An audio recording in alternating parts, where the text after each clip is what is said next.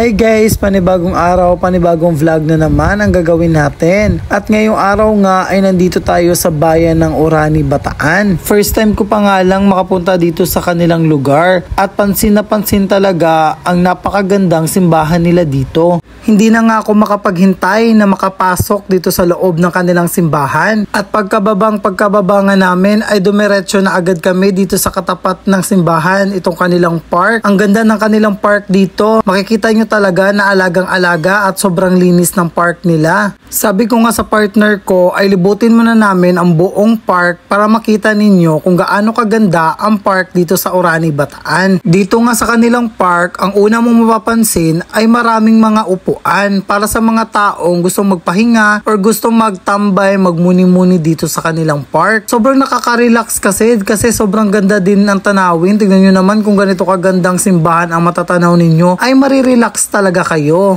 Alam nyo ba na noon pa marami na nagre-request sa akin na puntahan ko daw itong lugar na to kasi gusto nila makita sa vlog ko or sa videos ko na napuntahan ko na itong Orani, Bataan dahil sa sobrang ganda nga daw ng lugar nila. At hindi nga sila nagkamali dahil sobrang nagandahan talaga ako sa kanilang lugar dito. Mula sa park hanggang sa kanilang church ay sobrang namangha talaga ako sa sobrang ganda. At maliban nga sa sobrang ganda ng lugar nila ay nagpapasalamat din ako kasi mostly ng aking mga followers ay taga dito sa Orani, Bataan. Kaya sobrang nagpapasalamat talaga ako sa mga taga Orani na sumusuporta sa aking Facebook page. Hindi na nga ako makapaghintay na malibot ang buong Orani at makita din ang kanilang magagandang mga lugar dito, ang kanilang mga best spot. At yun na nga guys, maya-maya nga ay papasok na tayo sa loob ng simbahan kasi ang main purpose talaga kung bakit kami nandito ay para magsimba, para maramdaman namin ang presence ni God. Kasi every time talaga na pumupunta kami sa mga iba-ibang lugar ay pumupunta talaga kami sa mga simbahan at nagdadasal. Kaya yun na nga guys, sobrang na-amaze talaga ako sa sobrang ganda ng church nila dito.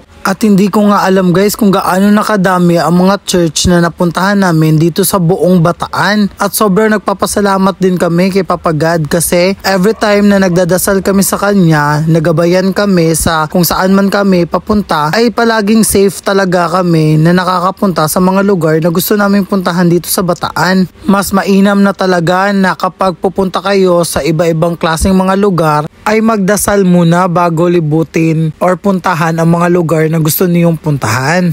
At yun na nga guys, tapos na tayong magdasal doon sa simbahan at maya-maya nga ay aalis na din kami dito sa lugar na to at pupunta na naman kami sa panibagong spot na pupuntahan namin kasi sabi ko nga sa partner ko ay lilibutin namin itong Orani. At yun na nga guys, abang-abangan ninyo kung saan pa kami makakapunta dito sa Orani, sa bayan ninyo. At keep supporting guys at palagi lang kayo manood sa aking vlog at marami pa tayong mga lilibuting mga lugar dito sa Bataan kaya keep supporting me and thank you so much guys. Dito ko na lang i-end ang aking video and sana nag-enjoy kayo sa ating pagtutour dito sa Orani, Bataan. And guys, kung meron pa kayong mga gustong i-recommend na mga lugar na gusto ninyong puntahan namin ay mag-comment na kayo sa ating comment section or di kaya i-DM nyo ako. And then sobrang nag-enjoy ako dito sa lugar ninyo at may panibago na naman akong napuntahan na lugar na sobrang ikikip ko talaga dahil sobrang ganda talaga ng lugar ninyo. And then thank you so much guys. God bless you all. Bye bye.